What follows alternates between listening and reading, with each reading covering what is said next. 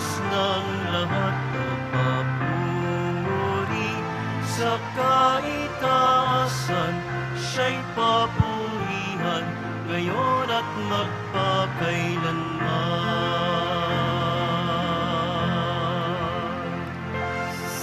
Sa ngalan ng Ama at ng Anak at ng Espiritu Santo, Amen. sumainyo ang Panginoon. At sumaiyo rin. Aminin natin ang ating mga kasalanan upang tayo ay maging marapat gumanap sa banal na pagdiriwang. Panginoong Jesus, binigyan mo kami ng bagong buhay. Panginoon, kaawaan mo kami. Panginoon, kaawaan mo kami. Panginoong Jesus, pinapatawad mo ang aming mga kasalanan. Kristo, kaawaan mo kami. Kristo, kaawaan mo kami. Panginoong Jesus, binabakagi mo sa amin ang iyong katawan at dugo sa Eucharistia. Panginoon, kaawaan mo kami. Panginoon, kaawaan mo kami. Kaawaan tayo ng Diyos Amang makapangyarihan. Patawarin ang ating mga kasalanan at patnubayan tayo sa buhay na walang hanggan. Amen. Manalangin tayo. Ama naming makapangyarihan, ang iyong dumadalangin na sambayanan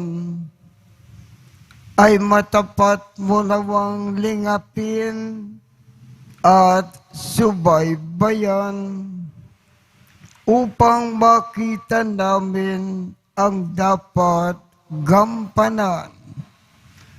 At para rito ay magkaroon kami ng kakayahan sa pamamagitan ni Jesucristo kasama ng Espiritu Santo magpasawalang hanggan.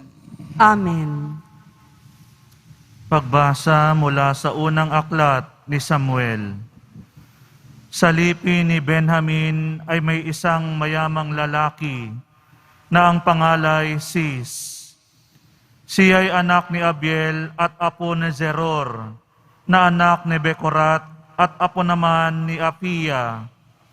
Mayroon siyang anak na ang pangalay Saul, na nasa kanyang kabataan. Ito ang pinakamakisig at pinakamatangkad sa buong Israel. Minsan nawala ang mga asno ni Cis. Kaya inutusan niya si Saul na magsama ng isang katulong at hanapin ang mga asno. Hinalughog nila ang kaburolan ng Ephraim at ang lupain ng Salisa, ngunit wala silang nakita isa man. Nagtuloy sila sa Saalim, ngunit wala rin. Nagtuloy sila sa Benjamin at wala rin silang makita. Nang dumating si Saul, sinabi ng Panginoon kay Samuel, "Iyan ang lalaking sinasabi ko sa iyo na maghahari sa Israel. Pahiran mo siya ng langis at italagang hari ng Israel. Siya ang magtatanggol sa mga Israelita laban sa mga Pilisteo." Naaawa na ako sa nakikita kong paghihirap ng aking bayan. Lumapit si Saul kay Samuel at nagtanong, "Saan po kaya makikita ang manghuhula?" Sumagot si Samuel, "Ako ang manghuhula. Sumama ka sa akin sa altar sa burol at magsasalo tayo sa pagkain. Sa umaga ka na lumakad, pagkatapos kong sabihin sa iyo ang gusto mong malaman." Kinuha ni Samuel ang sisidla ng langis at binuhusan ang ulo ni Saul. Pagkatapos, hinagkan niya ito at sinabi, "Binuhusan kita ng langis ng Panginoon upang maging hari ng Israel. Pamamahalaan mo ang kanyang bayan at ililigtas laban sa lahat niyang kaaway." Ang salita ng Diyos. Salamat sa Diyos. Poon ang bigay mong lakas sa hari nagpapagalak. Poon, ang bigay mong lakas sa hari nagpapagalak. Nagagalak ang hari o poon dahilan sa lakas mong bigay. Siya'y nagagalak sa kanyang tagumpay. Binigyan mo siya ng lahat ng kanyang mga kailangan at iyong dininig kanyang kahilingan. Poon, ang bigay mong lakas sa hari nagpapagalak. Dinalaw mo siya na ang iyong taglay ay gintong korona. Iyong pinagpalat, pinutungan siya. Hiling niya ay buhay at iyon ang iyong ipinagkaloob. Buhay na mahabat, walang pagkatapos. Poon, ang bigay mong lakas sa hari nagpapagalak. Ang naging dakila, pinakadakila mo ng iyong tulungan. Naging bantog siya't makapangyarihan. Iyong pinagpala ng pagpapala mong walang katapusan.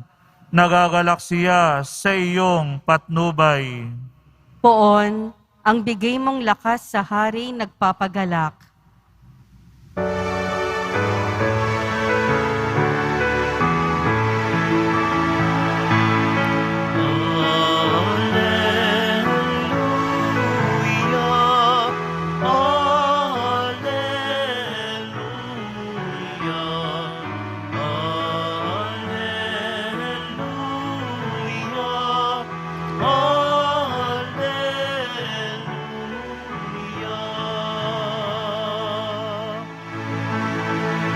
Ikaw, Kristo, ay sinuko upang sa dukay magturo, magpalaya sa bilanggo.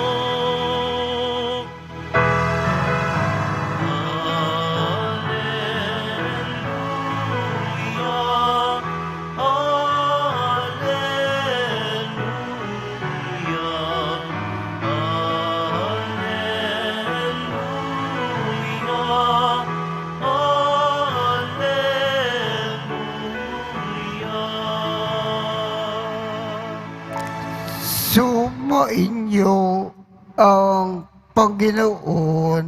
At sumayo rin. Ang mabuting balita ng Panginoon ayon kay San Marcos. Papuri sa iyo, Panginoon.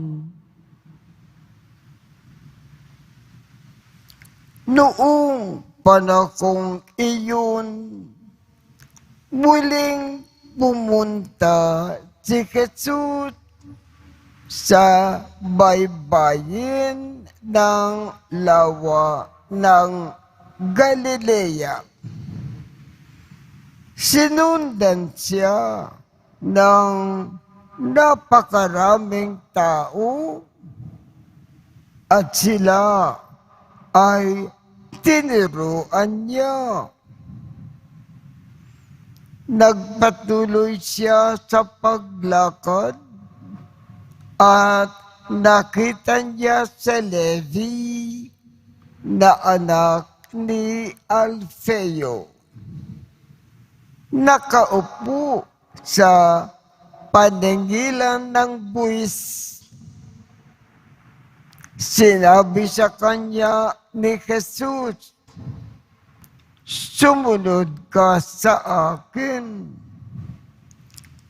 Tumindig naman si Levi at sumunod. Nang si Jesus at ang kanyang mga alagad ay kumakain sa bahay ni Levi, nakisalo sa kanila ang maraming publikano at mga makasalanan na sumunod sa kanya. Nakita ito ng ilang eskriba na kabilang sa pangkat ng mga Pariseo at tinanong nila ang kanyang mga alagad, bakit siya sumasalo sa mga publikano at sa mga makasalanan? Narinig ito ni Jesus at siya ang sumagot, hindi nangangailangan ng manggagamot ang walang sakit, kundi ang may sakit. Naparito ako upang tawagin ang mga makasalanan, hindi ang mga banal. Ang mabuting balita ng Panginoon. Pinupuri ka namin, Panginoong Hesukristo. Papaano ipinakita ni Levi ang kanyang napakalaking pagmamahal sa ating Panginoong Jesus. Nang siya ay tawagin ng ating Panginoong Jesus na sumunod sa Kanya at maging alagad niya. Si Levi o si Mateo, kahit alam niya na kung siya ay maging alagad ng Panginoon, itatabi niya ang kanyang hanap buhay na nagpapayaman sa kanya ng husto. Alam niya na kung maging alagad siya ng Panginoon, lahat ng kanyang mga kayamanan na naipon, iiwanan niya at ipagkakaloob na sa mga ibang nangangailangan. Kahit alam niya na kung siya ay maging alagad ng Panginoon, siya ay magiging dukha habang buhay. Kahit alam na alam ito ni Mateo, iniwanan niya ang kanyang hanap buhay bilang mangungulekta ng buwis at sumunod kaagad sa ating Panginoon. Ginawa niya ang Panginoon ang kanyang number one priority sa buhay. Ganyan ipinakita ni Mateo ang kanyang napakalaking pagmamahal sa ating Panginoon.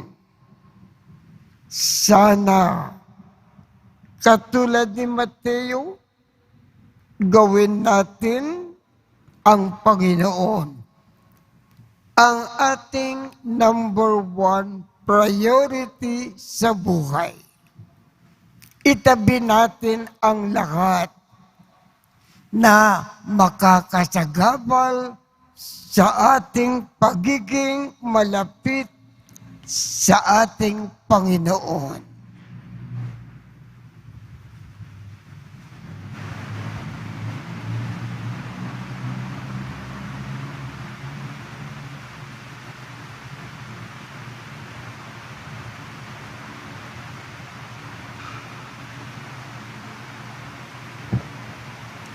Dumating si Kristo upang tawagin ang mga makasalanan at sila ay maligtas.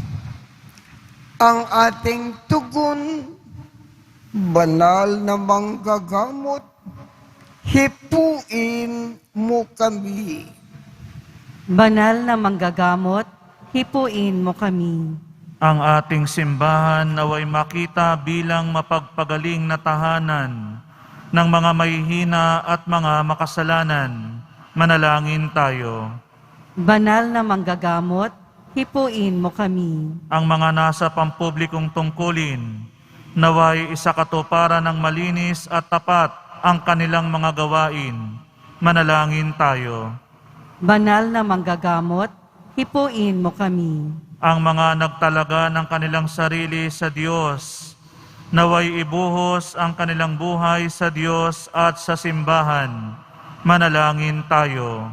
Banal na manggagamot, hipuin mo kami. Ang mga taong nabubuhay sa pagkakasala, naway tingnan nating lahat ng may habag at pangunawa. Manalangin tayo. Banal na manggagamot, hipuin mo kami. Ama naming nasa langit, gabayan mo ang mga pag-isi-isip ng mga tinawag mo upang gumawa ng mga makakalagang pagpasya sa kanilang buhay. Hinihiling namin ito sa pamamagitan ni Kristo na aming Panginoon Amen. magpakailanman.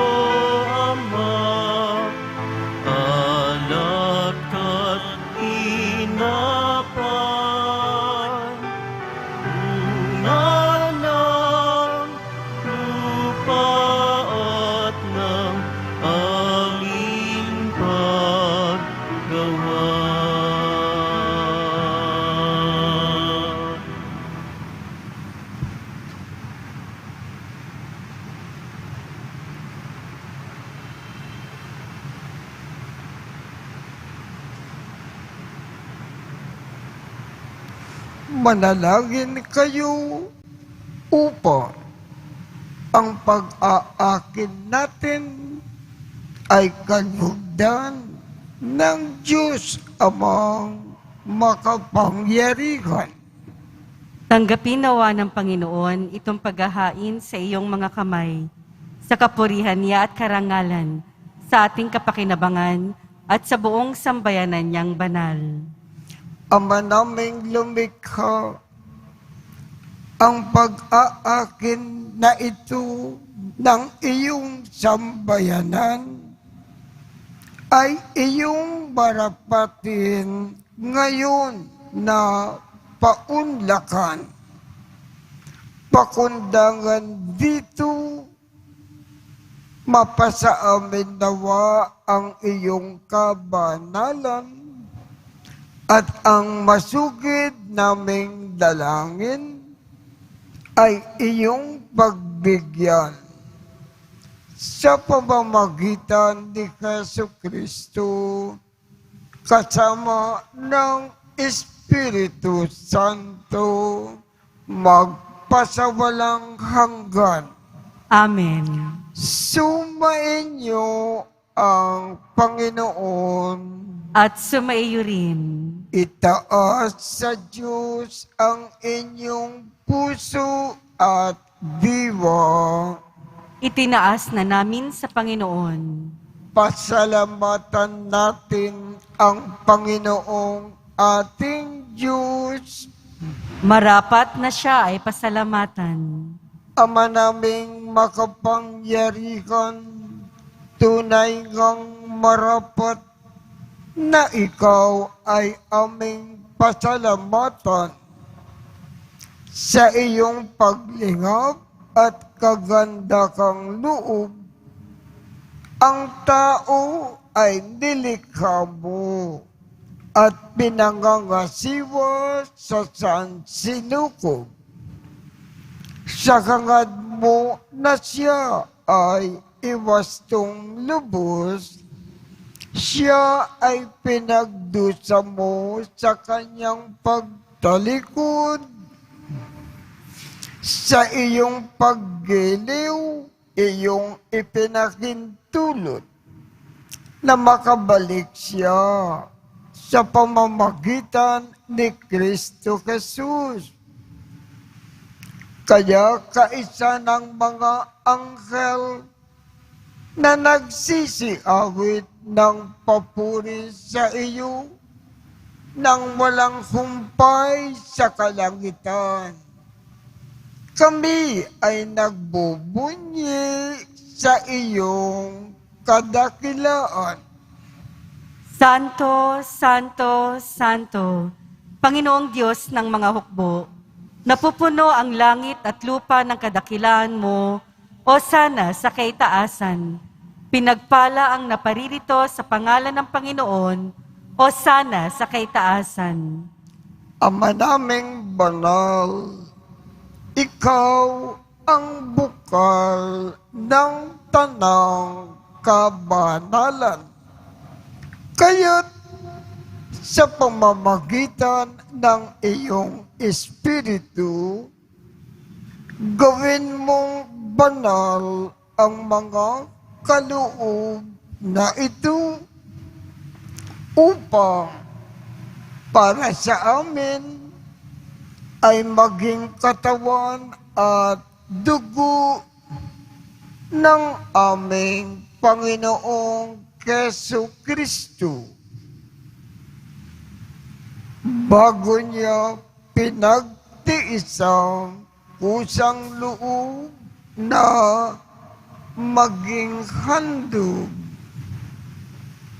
hinawakan niya ang tinapay, pinasalamatan kanya, pinaghati-hati niya iyon, iniabot sa kanyang mga alagad at sinabi, tanggapin ninyo lahat ito at kanin. Ito ang aking katawan na ikahandog para sa inyo.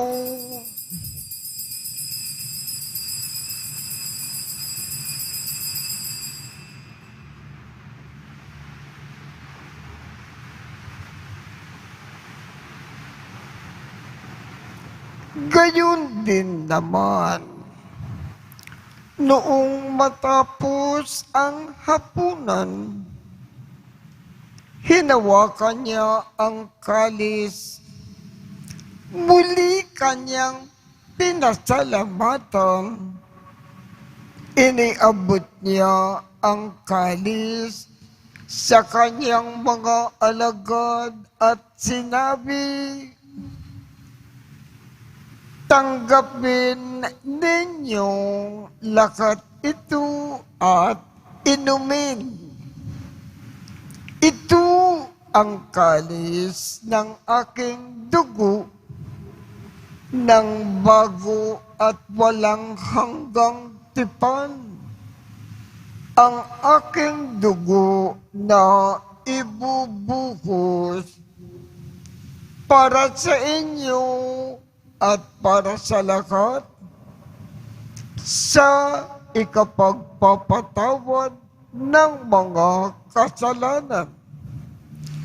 Gawin ninyo ito sa pag-alaala sa akin.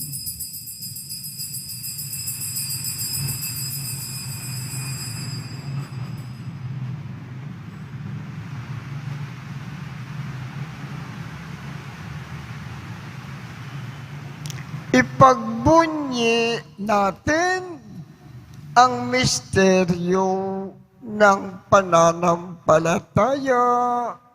Si Kristo'y namatay, si Kristo'y nabuhay, si Kristo'y babalik sa wakas ng panahon. Ama, ginagawa namin ngayon ang pag-aalala sa pagkamatay at muling pagkabuhay ng iyong anak. Kaya't iniaalay namin sa iyo ang tinapay na nagbibigay buhay at ang kalis na nagkakaloob ng kaligtasan. Kami ay nagpapasalamat dahil kami ay iyong minarapat na tumayo sa harap mo para maglingkod sa iyo. Isinasamo namin kaming magsasalo-salo sa katawan at dugo ni Kristo ay mabuklod sa pagkakaisa sa pamamagitan ng Espiritu Santo. Ama, lingapin mo ang iyong simbahang laganap sa buong daigdig. Puspusin mo kami sa pag-ibig, kaisa ni Francisco, aming Papa, Jose, aming Obispo, at ng Tanang Kaparian. Alalakanin mo rin ang mga kapatid naming nakimlay nang may pag-asa na sila ay muling mabubuhay. Gayon din ang lahat ng mga pumanaw. Kaawaan mo sila at patuloyin sa iyong kaliwanagan. Kaawaan mo at pagindapatin kaming lahat na makasalo sa iyong buhay na walang wakas. Kaisa ng mahal na Birhen Maria na Ina ng Diyos, ng kabiyak ng puso niyang si San Jose, kaisa ng mga apostol, at ng lahat ng mga banal na namuhay dito sa daigdig ng kalugod-lugod sa iyo. Maipagdiwang nawa namin ang pagpupuri sa ikararangal mo sa pamamagitan ng iyong anak na aming Panginoong Jesucristo. Sa pamamagitan ni Kristo, kasama niya at sa Kanya, ang lahat ng parangal at papuri ay sa iyo, Diyos amang makapangyarihan, kasama ng Espiritu Santo, magpasawalang hanggan. Amen.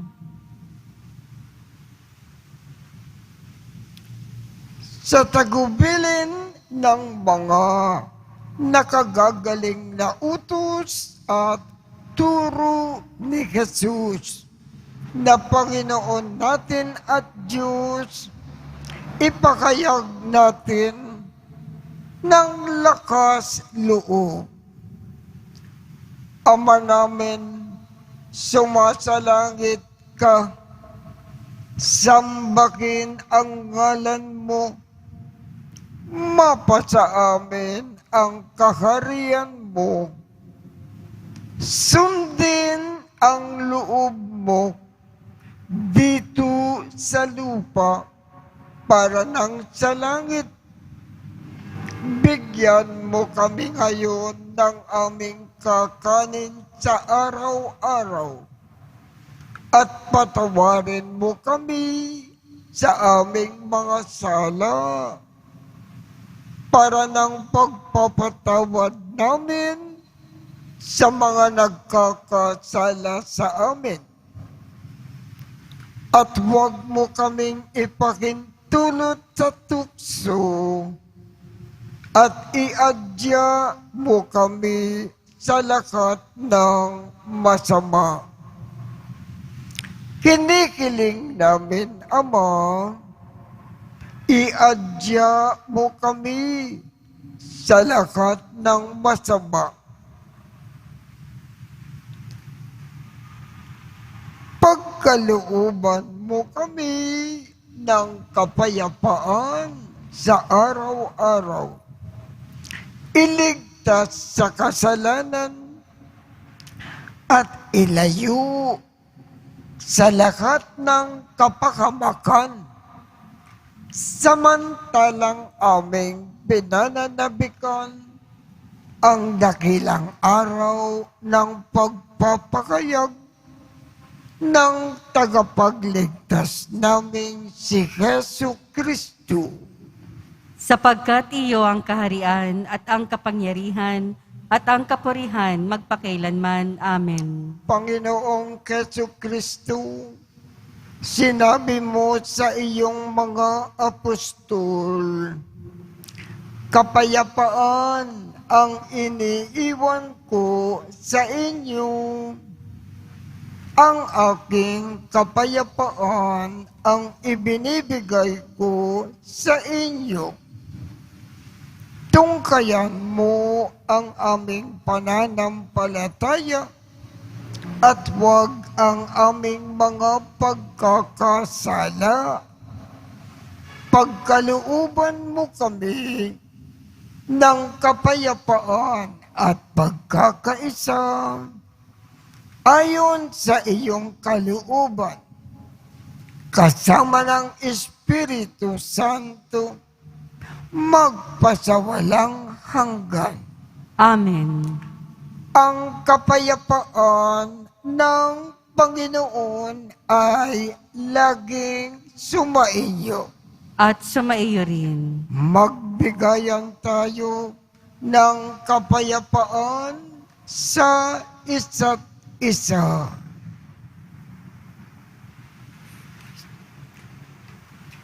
Kordero ng Diyos na nag-aalis ng mga kasalanan ng sanlibutan, maawa ka sa amin.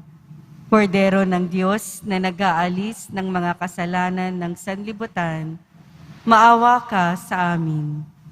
Kordero ng Diyos na nag-aalis ng mga kasalanan ng sanlibutan, ipagkaloob mo sa amin ang kapayapaan.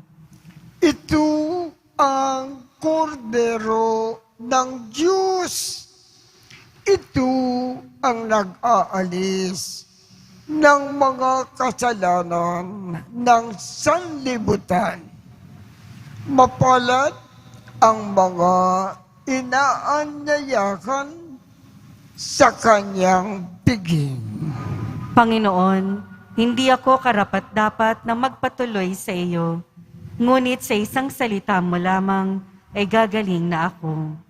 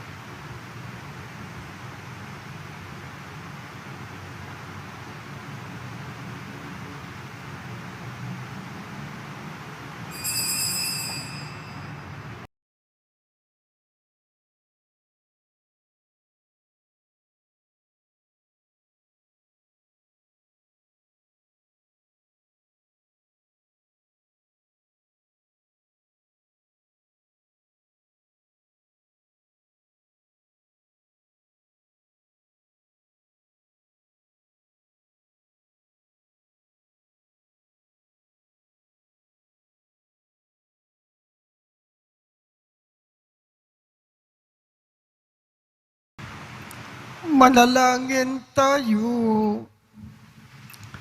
Ama naming mapagmahal, hinihiling namin na kami ay pagbigyan, pakundangan sa iyong dulot na pakikinabang.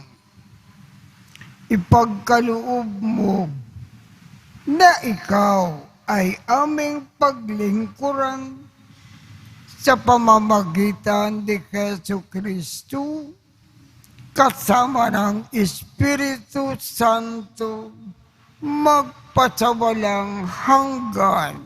Amen.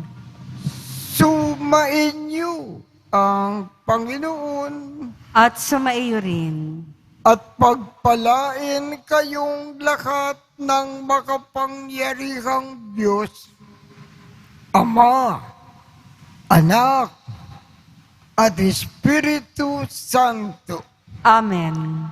Tapos na po ang misa.